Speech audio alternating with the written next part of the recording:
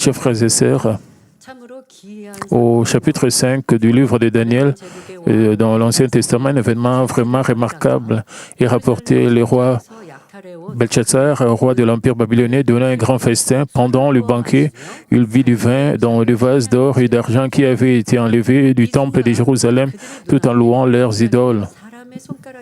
À ce moment-là, les doigts d'une main d'homme apparurent soudainement et écrivirent sur le mur du palais du roi. Lorsque le roi fit témoin de cet événement extraordinaire, il fut rempli d'effroi et grandement troublé. Il promit une grande récompense à quiconque pourrait interpréter les critiques, mais personne ne fut capable ni de la lire, ni d'en expliquer la signification. Pendant ce temps, le peuple se souvint de Daniel et c'est lui qui avait reçu de la sagesse de la part de Dieu. Lorsque Daniel fut introduit devant le roi et qu'il vit l'écriture, il fit à mesure de la lire, disant Mene, Mene, Tekel, Upashim, et en expliqua clairement la signification et déclaré que parce que le roi Belshazzar s'était élevé avec un orgueil excessif devant Dieu, il avait traité avec mépris, son royaume serait livré aux Mèdes et aux Perses. Satisfait de l'interprétation de Daniel, le roi lui accorda de grands honneurs. Il revêtit de pourpre, mit une chaîne d'or à son cou et le proclama troisième dominateur, donc troisième personnalité du royaume. C'est alors que se produisit quelque chose de vraiment étonnant. Si vous aviez été le roi Belshazzar, qu'auriez-vous fait? Ensuite, si Belshazzar avait vraiment crié aux paroles de sagesse de Daniel, l'important n'est pas de le récompenser, mais de régler son propre problème.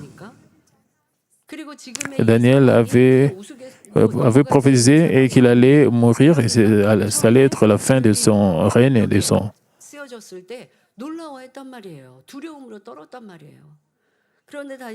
Et quand il a vu l'écriture sur le mur, le roi avait tremblé. Quand Daniel a interprété l'écriture, et que le royaume serait livré aux Mèdes, donc il allait mourir. Il devait normalement se repentir.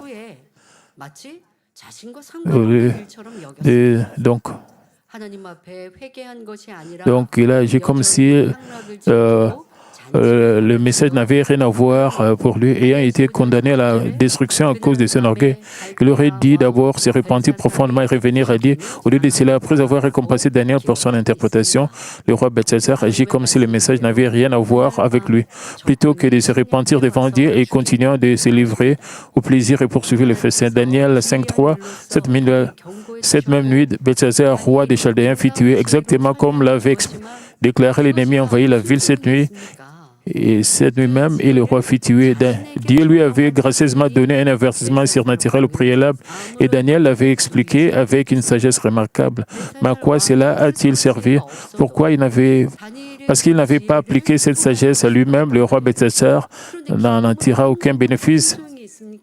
Donc il prenait plaisir à entendre la sagesse tout en marchant sur le sentier de l'insensé. Donc il n'a pas utilisé la sagesse de Daniel pour être transformé.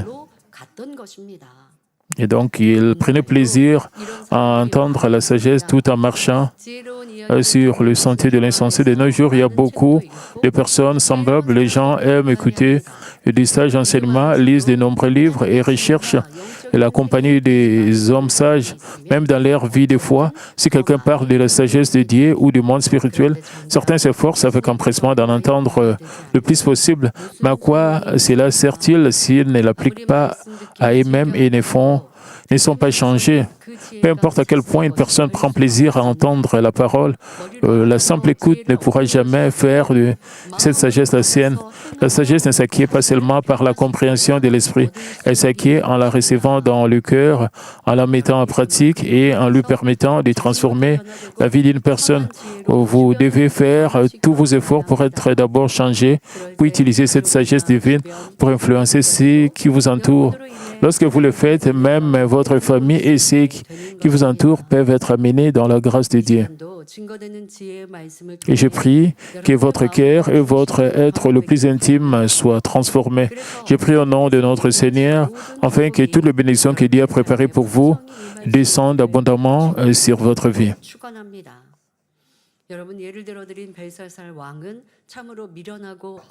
L'exemple du roi Belshazzar, nous pouvons voir, il n'était pas sage, il était très insensé. Malgré soit la sagesse de Daniel, ce n'est pas seulement le roi Belshazzar qui n'était pas sage. Nous devons aussi nous examiner nous-mêmes. Nous devons penser si nous sommes aussi comme ces rois insensés. À travers la parole prêchée dans cette église, nous devons être capables de nous examiner et de trouver là où nous devons nous améliorer. Nous devons plus nous approcher de Dieu. Après la retraite de Dieu de 2026, le premier jour, il y avait les séminaires. Après les séminaires, il y avait la réunion de guérison divine. Nous avons vu que beaucoup de gens sont montés sur le podium pour témoigner de leur témoignage des œuvres de puissance qui ont eu lieu. Nous n'avons pas monté tout cela. Ce sont des membres de l'Église, même des nouveaux membres, même des gens qui ne se sont même pas encore enregistrés, sont venus donner leur témoignage. Si par hasard c'était du mensonge, et si nous avons appelé des gens de venir témoigner et de fausseté, nous serons déjà exposés.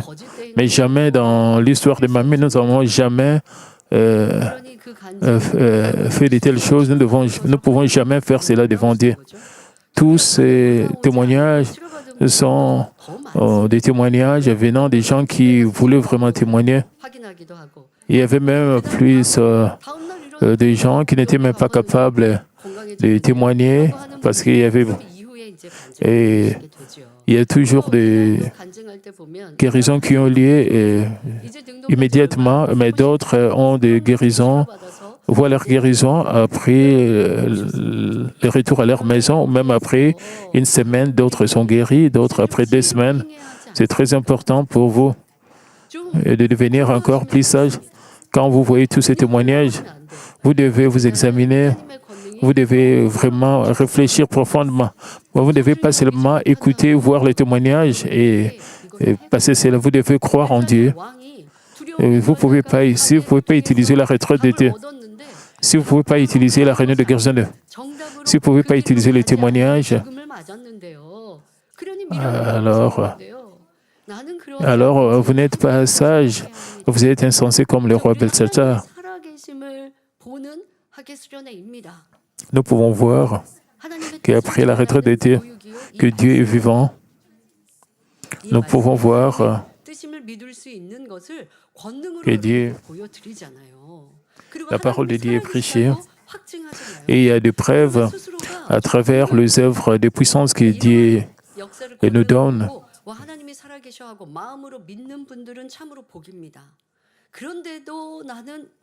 Et à travers tout cela, nous devons être sages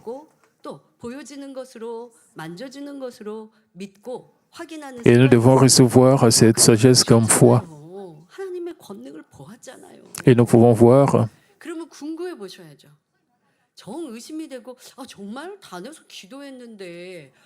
et tous ces témoignages, pas seulement des témoignages de guérison, il y avait aussi des témoignages de bénédiction. Tous ces témoignages doivent devenir votre foi. Nous avons eu des témoignages. Et d'un nouveau venu qui a été guéri d'une épaule gelée.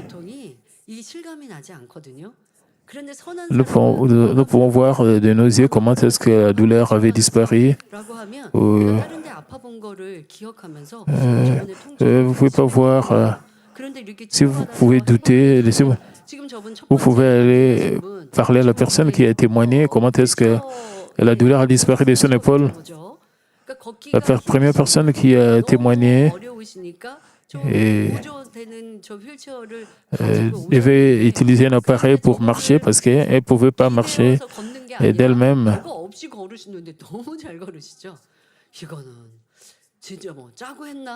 Elle est venue à la retraite d'été en utilisant son appareil pour marcher, mais après la réunion de guérison divine, elle pouvait marcher sans utiliser son appareil pour marcher. Donc, elle pouvait marcher d'elle-même. Et il y avait aussi un témoignage d'une autre personne très âgée.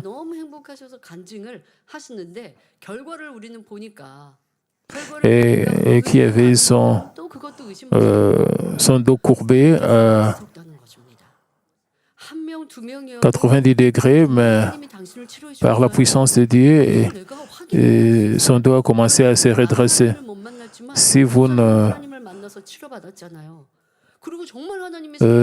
même si vous n'avez pas rencontré Dieu vous-même, vous pouvez voir que d'autres personnes ont rencontré Dieu, vous pouvez voir que Dieu est vivant. Vous devez vraiment utiliser ces témoignages. Et si vous ne croyez pas en Dieu, à la fin, alors votre chemin, ce ne sera pas un très bon chemin. Vous écoutez les gens et vous gagnez beaucoup d'argent. Vous écoutez les gens qui sont riches. Vous essayez de chercher sérieux pour devenir prospère et pour devenir riche. Vous écoutez tous ces gens qui sont devenus riches. Vous essayez de votre mieux de les suivre. Mais pendant les documentaires Mami Magazine, où quand vous écoutez, ça sort de dans l'autre oreille. Quand vous écoutez le message du dimanche, vous n'essayez pas de devenir sage, même malgré que vous écoutez le message du dimanche et les témoignages de Mami Magazine de vendredi. Vous écoutez souvent ces témoignages, vous devez avoir foi en Dieu. L'ennemi diable et Satan essaie de vous arrêter de ne pas écouter les témoignages, de ne pas avoir la foi, de ne pas considérer cela comme vrai. Ils essaient de vous bloquer pour ne pas croire. Et l'ennemi diable, il vous donne des doutes. L'ennemi diable et Satan. C'est très important pour vous de ne pas tomber dans le piège de l'ennemi diable et Satan. Vous devez réfléchir, vous devez vous examiner.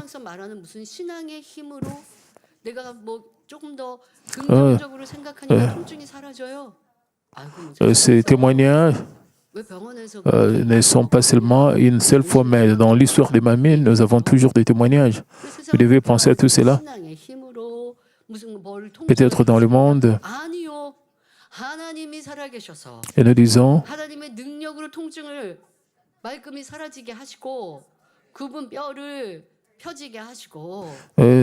peut-être les gens peuvent être guéris par la médecine moderne ou par des médicaments, mais Dieu le Père peut faire plus. Ce n'est pas un hasard. Ce n'est pas seulement des émotions. Et tout cela, c'est la grâce de Dieu quand nous voyons de tels témoignages et chaque année et chaque semaine, nous avons des témoignages. Quand vous recevez le feu du Saint-Esprit, et la douleur disparaît. Quand nous avons un événement spécial comme la retraite d'été, et après quelques semaines, la douleur réapparaît, alors vous devez vous examiner. Parce que Dieu le Père peut vous donner la grâce. Et si vous ne vivez pas toujours dans la lumière, alors la maladie qui avait disparu peut réapparaître. Mais si vous recevez la guérison et la douleur disparaît, et cela vous pouvez être guéri complètement si vous vivez dans la vérité, dans la lumière.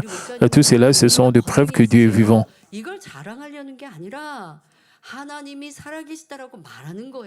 Nous n'essayons pas de nous vanter, de nous montrer que notre grande Église et que notre pasteur principal et puissante danse. Non, ces témoignages sont là pour montrer que Dieu est vivant, Dieu est en train d'agir.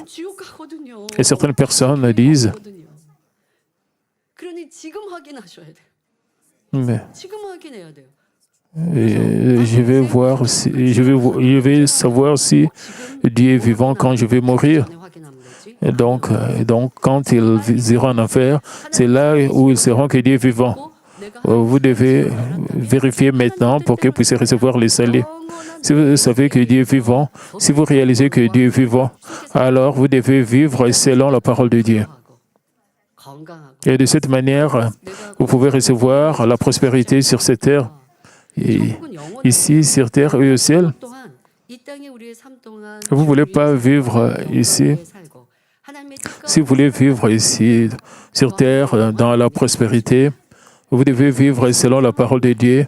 Et plus vous allez bénéficier de la prospérité ici sur terre, et vous allez aussi bénéficier de la prospérité au ciel. Vous aurez beaucoup de récompenses au ciel. Vous pouvez vivre dans la gloire au ciel. Et de telles personnes sont vraiment sages, ceux qui vivent selon la parole de Dieu, dans la vérité, dans le bien. Et la plupart de nos membres de Mahamé savent que Dieu est vivant, ce que Dieu veut. Et c'est d'investir dans le royaume des cieux, pas d'investir dans ce monde. Cette vie sur terre n'est pas éternelle, elle va disparaître. Dieu veut que vous puissiez recevoir des récompenses, des bénédictions. Vous pouvez accumuler vos récompenses au ciel pour toute l'éternité et vous serez proche du trône de Dieu. La chose la plus importante est de comprendre qu'il y a le ciel, il y a aussi l'enfer. Vous pouvez mener une vie sage.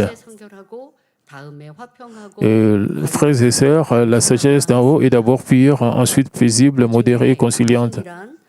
Parmi ces qualités, conciliante signifie que le parfum d'un cœur bon et beau se révèle à travers les bons fruits des paroles et des actes d'une personne. Donc, la semaine passée, nous avons examiné les caractéristiques de cette disposition à être conciliant. Aujourd'hui, nous nous concentrerons sur la troisième caractéristique, non seulement obéir à la parole de Dieu, mais faire encore plus que ce qui est requis. La semaine passée, nous avons vu l'exemple de Daniel et comment est-ce que Daniel était mené captif à Babylone et quelle action il a montré à Dieu pour qu'il puisse plaire à Dieu. Daniel n'avait pas abandonné et n'a pas, même à cause de la situation de l'environnement. Et les circonstances n'étaient pas faciles, mais il a surmonté cela avec l'aide de Dieu. Il était capable de recevoir la sagesse d'en haut. Dans le Nouveau Testament, la vie et la confession de l'apôtre Paul montrent que son cœur a été rempli de douceur et de condescendance. Avant même de connaître le Seigneur, Paul vivait dans le strict respect de la loi de l'Ancien Testament. Après avoir rencontré le Seigneur, il a tout consacré à l'Évangile et a même renoncé aux choses dont il avait pleinement le droit de jouir. 1 Corinthiens 8, 13 est la confession de Paul. Et c'est pourquoi, si un aliment scandalise mon frère, je ne mangerai jamais de viande afin de ne pas scandaliser mon frère. Et ces paroles font partie de la réponse de Paul à la question de savoir si les croyants peuvent manger de la viande qui a été offerte aux idoles. À cette époque, les cultes des idoles étaient très répandus dans la ville de Corinthe et la viande qui avait été offerte sur les autels païens était souvent vendue sur le marché. Si un croyant achetait de la viande au marché découvrait plus tard qu'elle avait été préalablement offerte à une idole, cela poserait-il un problème devant Dieu? Vous voulez manger de la nourriture, vous allez au marché et vous achetez de la viande. Et plus tard, vous réalisez que cela a été offert aux idoles. Il y avait beaucoup de choses dans cette église de Corinthe. Si vous saviez que la viande a été offerte à une idole, il vaut mieux de ne pas en manger si possible. Il n'est pas pratique de s'informer de l'origine de chaque morceau de viande sur le marché. Si les circonstances vous obligent à en manger, vous pouvez le faire avec foi sans commettre de péché. C'est parce que vous la mangez simplement comme une nourriture, vous ne participez pas au culte des idoles. Même dans la société d'aujourd'hui, quand vous achetez de la viande ou vous mangez de la viande, vous ne vérifiez pas l'origine de la viande. Parce que spirituellement, vous savez que cela n'a rien à voir avec l'idolâtrie, avec le culte des idoles. Et bien sûr, si vous saviez ceci, c'est mieux de ne pas manger cela. 1 Timothée 4:5 déclare « Car tout ce que Dieu a créé est bon et rien ne doit être rejeté pourvu qu'on les prenne avec action de grâce, parce que tout est sanctifié par la parole de Dieu et par la prière. Mais du point de vue de ceux qui sont faibles dans la foi, manger de la nourriture qui a été offerte sur l'autel d'une idole pourrait souiller leur conscience. Lorsqu'un croyant mange de la nourriture qui a été offerte aux idoles, ceux qui l'observent peuvent tomber et même dans le péché. En voyant simplement une personne manger, les gens peuvent la juger et la condamner, pensant qu'elle participe au culte des idoles, ou quelqu'un peut se dire, si un homme comme l'apôtre Paul mange de la nourriture offerte aux idoles, alors cela doit être permis pour nous aussi. Si un croyant mange tout en considérant encore cette nourriture comme étant offerte à une idole, sans conscience en est souillée, ce qui devient un problème. Si une personne agit en se disant, je ne devrais pas faire cela, alors la condamnation surgit. Romains 14:23 déclare, « Mais celui qui a des doutes au sujet de ce qu'il mange est condamné parce qu'il n'agit pas par conviction. Tout ce qui n'est pas le produit d'une conviction est péché. Quand vous faites quelque chose tout en pensant que vous ne devriez pas le faire, votre conscience peut progressivement s'endurcir. Et la fois suivante, vous pourriez même commettre un péché réel sans réaliser que c'est mal. » Parce que l'apôtre Paul comprenait ce principe. Il n'a pas dit, puisque j'ai la foi, je suis libre de manger de la nourriture offerte aux idoles. Au contraire, et s'il y avait la moindre possibilité que quelqu'un trébuche à cause de ses actes, il choisissait de ne pas en manger.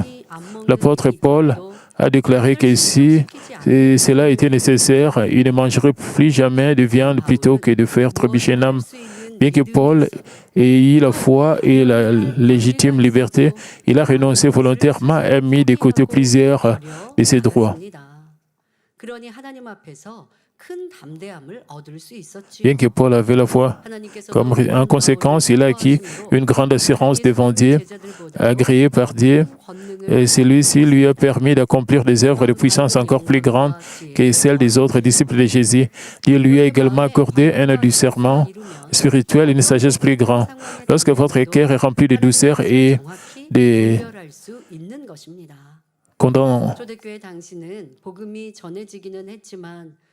condescendance,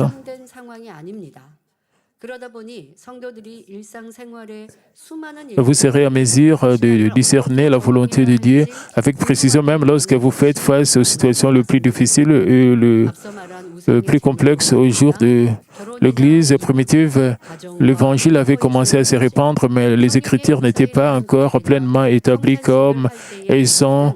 Aujourd'hui, les chrétiens se posaient d'innombrables questions sur la manière d'appliquer leur foi aux multiples situations de la vie quotidienne. Outre la question des aliments offerts aux idoles, il y avait des questions sur le mariage, le divorce, des sujets concernant le foyer, le lieu de travail, les dons du Saint-Esprit, la célébration convenable de la scène du Seigneur, et ainsi de suite. L'apôtre Paul était capable de donner des réponses claires et sages à chacune de ces questions grâce à la sagesse et au discernement accordé par Dieu. Ces réponses sont consignées dans la première épître aux Corinthiens. Par de puissantes œuvres de la puissance de Dieu, la vérité de son message a été confirmée. De nombreuses âmes ont été amenées au salut. Paul a pu faire naître la puissance et conduire les troupeaux dans la direction que Dieu désirait le plus. Il a reçu la sagesse Et quand les gens utilisaient même le mouchoir, même le tablier que l'apôtre Paul touchait, il y avait des œuvres de guérison qui ont eu lieu.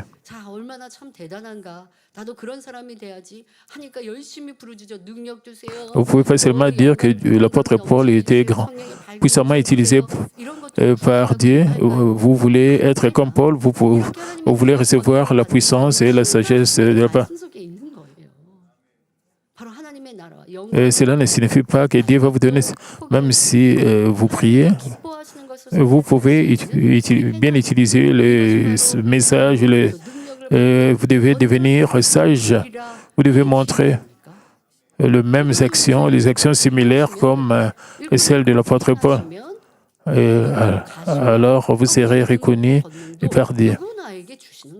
Et si le pasteur, les ouvriers de l'Église, les serviteurs de Dieu font la même chose, alors ils seront capables de recevoir la puissance et la reconnaissance de Dieu.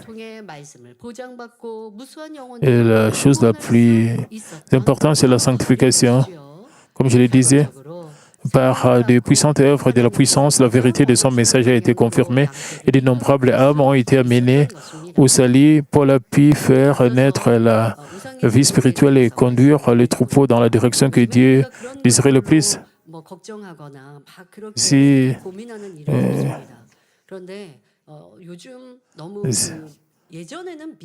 vous aimez l'idolâtrie avant, pour le moment, vous ne pensez plus à cela.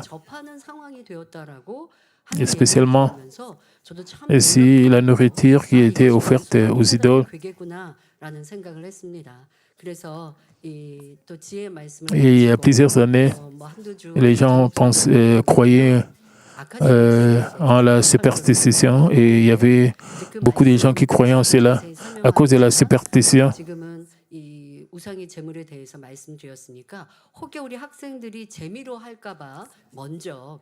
Et il y a plusieurs années,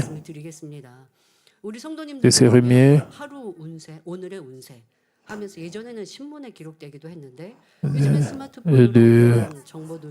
de prêcher au sujet des mauvais esprits, au sujet du monde spirituel. Certains de nos jeunes gens ne réalisent pas la méchanceté de la superstition.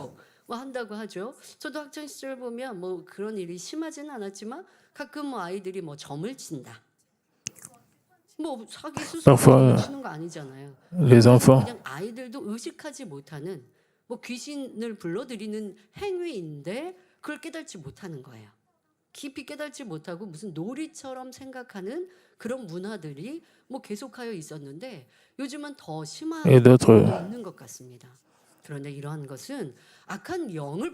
et d'autres personnes font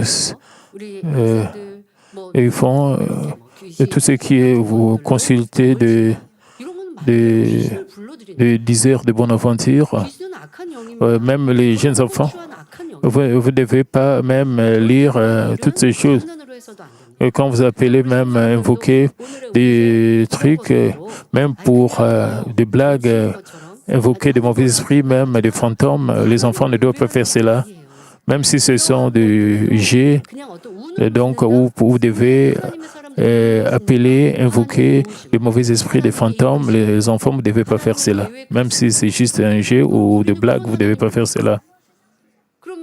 Donc même si vous croyez aux chances, en confessant que vous croyez à toutes ces choses, vous ne devez pas participer à de telles choses.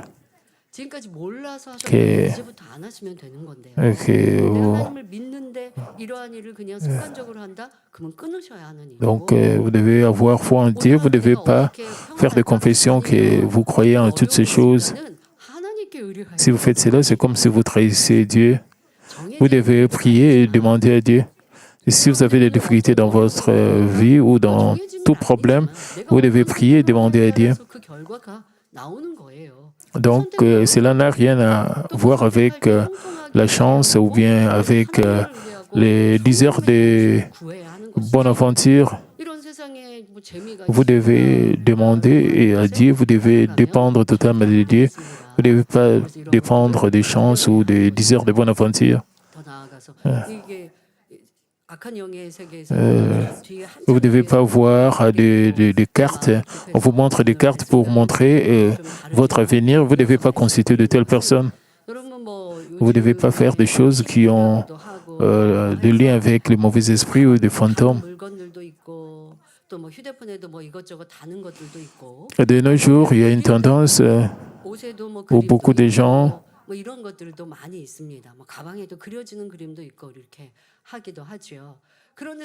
y a des images sur les sacs, des images sur les habits. Il y a plusieurs années, il y avait même des images des fantômes, des mauvaises images sur les habits. Peut-être ça peut être des dessins. Et quand vous pensez au mauvais esprit, au mauvais esprit à plusieurs reprises, donc vous pouvez voir même, il y a des habits où il y a des squelettes, c'est très important. Nous ne portons pas des habits noirs, nous ne portons pas des trucs sombres à cause de tout cela. Parfois, vous verrez des habits où il y a des serpents et des images des serpents, des images des squelettes, même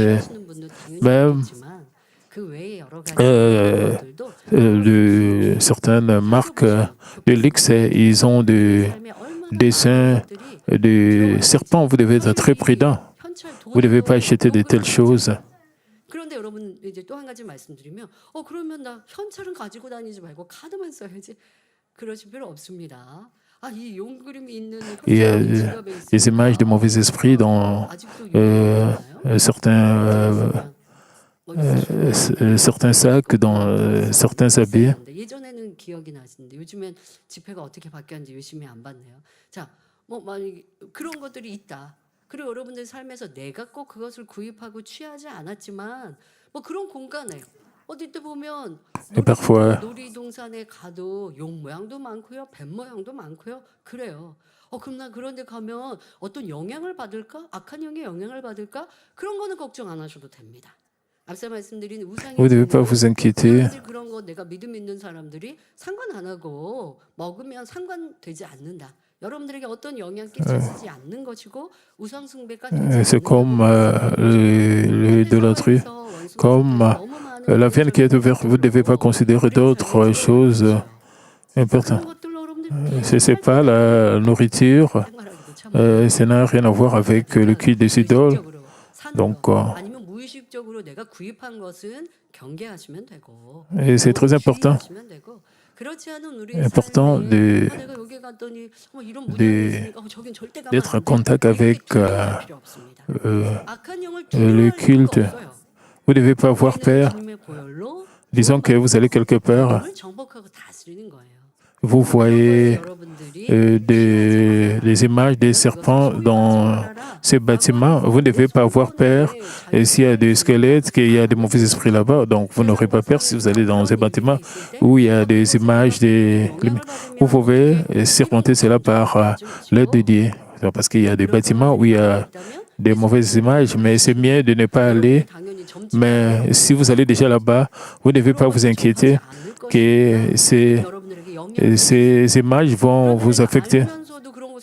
Vous ne devez pas consulter les magiciens, les diseurs de bonne aventure ou ceux qui montrent des cartes pour vous montrer votre avenir. Si vous faites cela, Dieu ne sera pas capable de vous protéger. Frères et sœurs, il peut y avoir des moments où vous renoncez volontairement à des choses dont vous avez pleinement le droit de jouir, envie de partager l'Évangile, même si vous vous efforcez de vivre selon la vérité dans votre vie quotidienne. Dès que les gens autour de vous savent que vous fréquentez l'Église, vous faites un effort encore plus grand pour vous conduire d'une manière digne de votre foi. Vous veillez à ne donner à personne l'occasion de dire comment quelqu'un qui va à l'Église peut-il agir ainsi. Lorsque Vous essayez d'évangéliser quelqu'un. Et peut-être avant, vous avez essayé d'évangéliser quelqu'un. Vous avez agi un peu imprudemment après avoir réalisé cela. L'autre personne sait que vous allez à l'église, vous voulez évangéliser. Vous devez être encore plus prudent. Lorsque vous avez tout à fait le droit de faire remarquer la faute de quelqu'un, vous pouvez simplement sourire et laisser passer. Ou lorsque vous cherchez à évangéliser le propriétaire des magasins, vous pouvez choisir d'acheter dans ces magasins, même si les prix sont plus élevés. C'est là où des manifestations de douceur et de disposition à être réconciliants. Mais lorsque la douceur et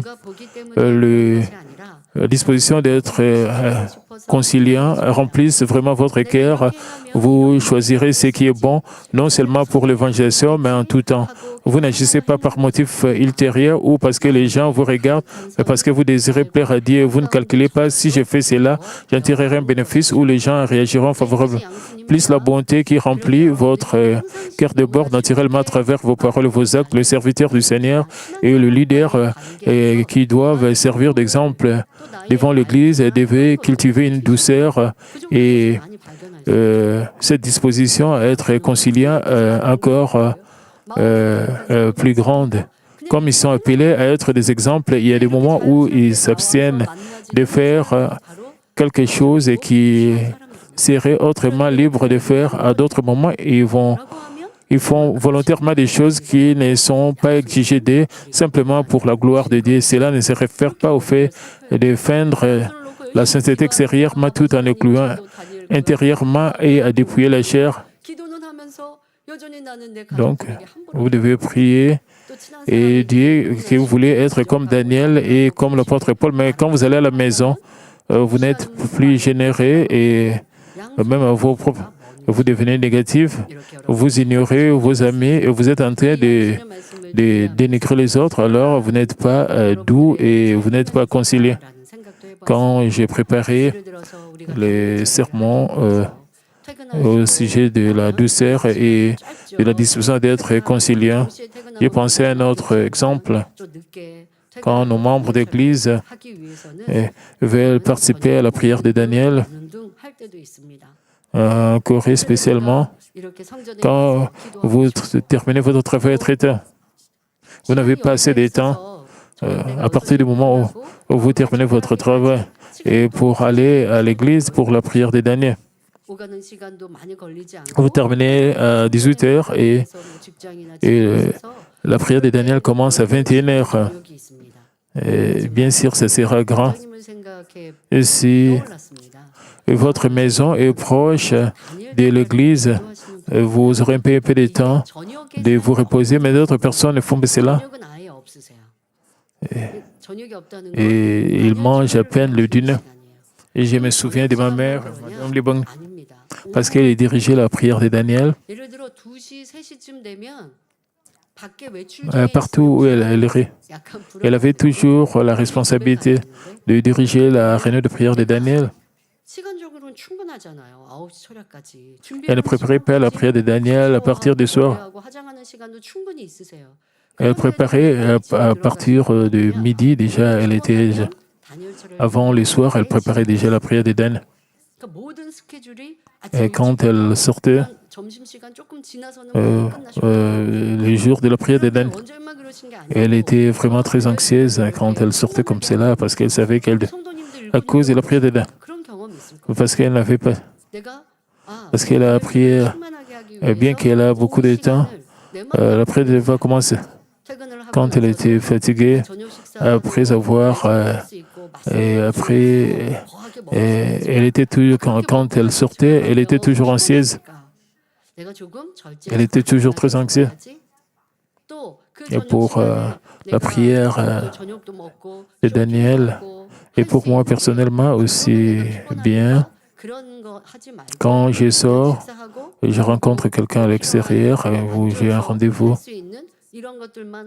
et je ne peux pas passer toute la journée à l'extérieur parce que je dois préparer la réunion de prière de Daniel. Si je dois rester et à l'extérieur, peut-être pour faire des achats et manger. Cela va influencer la prière de Daniel. Je vais seulement manger et prendre un peu de lait frais. Je vais rentrer à la maison pour garder mon énergie et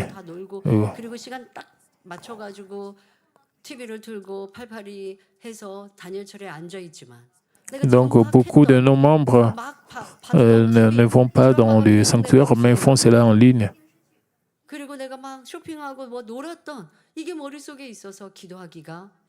Et beaucoup prient dans leur propre maison. Parfois, vous allumez la télévision ou YouTube. Quand vous commencez à prier, vous commencez à penser à tout ce que vous avez regardé à la télé ou à la nourriture précise, délicieuse que vous avez mangée. Et c'est bien sûr, si vous pouvez jouer, aussi être fervent pour le Seigneur, cela ne marche toujours pas comme cela. Et si vous ne menez pas une vie concentrée sur le Seigneur, sur Dieu, et ce n'est pas facile pour vous d'aller dans une mer de mer. L'ennemi diable et Satan essaient toujours de vous faire trébucher. Alors, il y a des sacrifices. Vous devez vous examiner. Vous devez penser, vous poser la question. Combien de temps vous donnez à Dieu? Pourquoi vous ne priez pas avec ferveur? Comment vous ne pouvez pas prier quand vous priez avant? Comment est-ce que vous êtes en train de passer vos journées? Votre journée, spécialement les leaders de l'Église, les joueurs, vous devez avoir la douceur et aussi la disposition d'être conciliant. Parce que vous êtes des modèles. Donc, comme ils sont appelés, donc le serviteur et le dirigeant qui doivent servir d'exemple devant l'Église devraient cultiver une douceur et disposition à être conciliants encore de manière plus grande. Comme ils sont appelés à être des exemples, il y a des moments où ils s'abstiennent de faire quelque chose qu'ils seraient autrement libres de faire. À d'autres moments, ils font volontairement des choses qui ne sont pas exigées d'eux, mais simplement pour la gloire de Dieu. Cela ne se réfère pas au fait de feindre la sainteté extérieurement tout en échouant intérieurement à dépouiller la chair. Même lorsqu'une chose n'est pas pécheresse et que vous êtes libre d'en jouir avec foi, il y a des moments où vous exercez volontairement une maîtrise de soi pour le bien des autres. Même l'apôtre Paul, qui a accompli des si grandes œuvres de la puissance de Dieu, a fait cette confession dans 1 Corinthiens 9, 27. Je traite durement mon corps et je le tiens assis de peur d'être moi-même rejeté après avoir péché aux autres. Paul parlait avec une assurance telle qu'il pouvait dire aux chrétiens, soyez mes imitateurs. Même derrière cette assurance se trouvait une vie de rigoureuse discipline personnelle et de renoncement continuel à soi-même. Puissiez-vous aussi jouir de la liberté reçue dans la vérité tout en vous examinant vous-même en tout temps. Même si vous dites agir par la foi et selon la vérité, c'est véritablement une bénédiction si vous êtes disposé à vous examiner de nouveau. À mesure que vous continuez à vous humilier devant Dieu, à examiner attentivement votre cœur et à choisir ce qui lui est le plus agréable, vous deviendrez plus accompli. Donc, vous devez toujours examiner ce que vous faites. Est-ce que vous avez vraiment le droit de réprimander quelqu'un ou avec des sentiments de confort, avec haine, si vous faites cela? Vous devez d'abord vous examiner, vous devez vraiment utiliser la vérité. Alors, vous allez seulement penser à la faute de l'autre personne. Donc, ces gens ne peuvent pas être imitateurs de Dieu. Vous devez être capable de ressembler à Dieu. C'est pour cela que nous sommes chrétiens. C'est pour cela que nous menons une vie chrétienne. Il y a des actions. Vous ne pouvez pas être fautif, ce serait mieux. Et ce sera la meilleure voie de ne pas prononcer certaines personnes. Donc, comme je le disais, à mesure que vous continuez à vous humilier devant Dieu, à examiner attentivement votre cœur et à choisir ce qui lui est agréable, vous devenez plus accompli. Donc, je vais conclure le message. Certains peuvent penser que choisir de ne pas exercer ses droits pour le bien des autres et pour la gloire de Dieu est trop contraignant. Chaque personne doit vivre selon la mesure de sa foi et Dieu n'exige pas que chaque croyant devienne parfait d'un seul coup. Mais si vous êtes disposé à vous imposer des restrictions volontaires afin de choisir ce qui est le plus agréable à Dieu, et c'est là la véritable sagesse. À mesure que votre cœur se libère des motifs égoïstes, vous acquérez la sagesse et le discernement nécessaire pour tout comprendre clairement. Lorsque Dieu trouve sa joie dans ses enfants, il ne se contente pas de se réjouir sans agir. Dieu récompense assurément par des bénédictions surabondantes tant sur la terre que dans le ciel. L'apôtre Paul était exactement comme cela. Et il a sacrifié les choses dont il pouvait jouir. À travers cela, Dieu l'a élevé. Et Dieu l'a reconnu et lui a donné la puissance. Et Dieu lui a donné des bénédictions. Et au ciel, il est devenu une grande personne, bien sûr, dans ce monde. Et il pouvait se marier, il pouvait manger tout ce qu'il voulait, mais il a sacrifié tout cela. Est-ce que vous pouvez aussi sacrifier cela? Et si vous sacrifiez quelque chose pour le royaume des cieux, c'est une bénédiction. Et certaines personnes, certains chrétiens, certains ouvriers de l'Église se plaignent et disent « Est-ce que j'ai le droit de faire de telles choses ?» Si vous continuez à réprimander, et quelle liberté j'ai? Est-ce que je n'ai pas le droit de choisir, de manger, de prendre des décisions? Les gens vont continuer à se plaindre. Ils n'ont pas la douceur et la disposition d'être réconciliants. Alors vous ne serez pas grand au ciel et vous ne serez pas grand même dans le monde. Si vous voulez être grand, et si vous voulez aller à Nouvelle-Jérusalem, vous allez aller dans une mer des mers au ciel. Vous voulez devenir un vase pour le royaume de Dieu. C'est très important de vous examiner, de voir si vos actions rencontrent vos souhaits. Et si une seule chose est exigée de vous, mais que vous en faites volontairement, Dieu le Père prend plaisir en votre cœur et vous récompense par des bénédictions encore plus grandes. Comme le Seigneur l'a dit dans Matthieu 19, 29, « Et quiconque aura quitté à cause de mon nom ses frères ou ses sœurs, ou son père, ou sa mère, ou sa femme, ou ses enfants, ou ses terres, ou ses maisons, recevra le centuple et héritera la vie éternelle. » Comme promis, Dieu remplit votre vie des choses bien meilleures que celles auxquelles vous avez renoncé pour son nom. Dieu vous accorde beaucoup de consolation et de bonheur de cette vie, mais surtout dans les ciels où vous seront données de meilleures choses qui apportent une consolation, une joie éternelle. Tout ce dont vous auriez pu jouir dans ce monde, mais que vous avez volontairement mis de côté pour le Seigneur et gardé en mémoire par Dieu.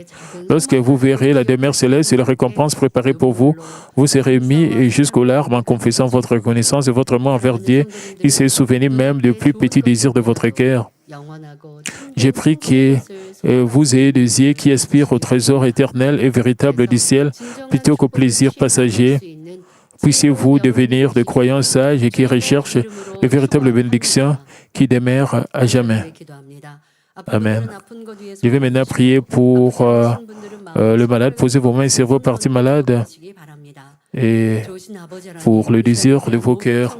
Et cher Père Céleste, merci. Père, pose ta main sur tous ceux qui reçoivent cette prière. Et Père, permets qu'ils puissent apprendre de ces messages de la sagesse d'en haut. Beaucoup de gens du monde essaient de trouver des voies pour devenir riches, de vivre longtemps, d'avoir de la prospérité et du succès. C'est pour leur intérêt, ce n'est pas pour ton intérêt. Que nous puissions toujours rechercher ta gloire, que nous puissions toujours te glorifier, pour que nous puissions devenir prospères sous ta protection. Père, s'il te plaît, aide-nous, donne-nous la force. Donne-nous la force de continuer de vivre et de vivre selon ta parole. Père, avec le feu du Saint-Esprit, et Père, consume-nous de toutes sortes de maladies, de toutes formes d'infirmités, de toutes sortes de faiblesses, que toutes les maladies soient purifiées, consumées par le feu du Saint-Esprit. Permets que nous soyons en bonne santé, que nous soyons forts sous ta protection. Père, s'il te plaît, aide-nous que nous puissions nous débarrasser de toutes sortes de maladies, et de maladies même incurables, de maladies graves. Avec ta puissance, tout peut être accompli. Avec le feu du Saint-Esprit, que tout soit purifié, pour que nous puissions bien voir, que nous puissions bien entendre, et que nous puissions bien marcher, que nous puissions bien courir. Aide-nous, que nous puissions être en bonne santé. Protège les étudiants pour qu'ils puissent bien étudier et qu'ils puissent avoir aussi des très bons amis. Et Père, donne-nous la force, donne-nous la sagesse, Père, et sois avec nous pour la semaine prochaine. Et que nous soyons protégés, qu'il n'y ait pas d'accident et d'incident. Protège nos lieux de travail, nos affaires, nos familles, nos maisons. Aide-nous pour que nous puissions mener une vie bénie et que toutes sortes d'épreuves et de tribulations puissent disparaître par le feu du Saint-Esprit, que tout cela puisse disparaître, que le mauvais esprit soit chassé par le feu du Saint-Esprit. Et sous tes yeux de bénédiction, Père, rencontre le désir de nos cœurs. Au nom de notre Seigneur Jésus-Christ, j'ai ainsi prié. Amen.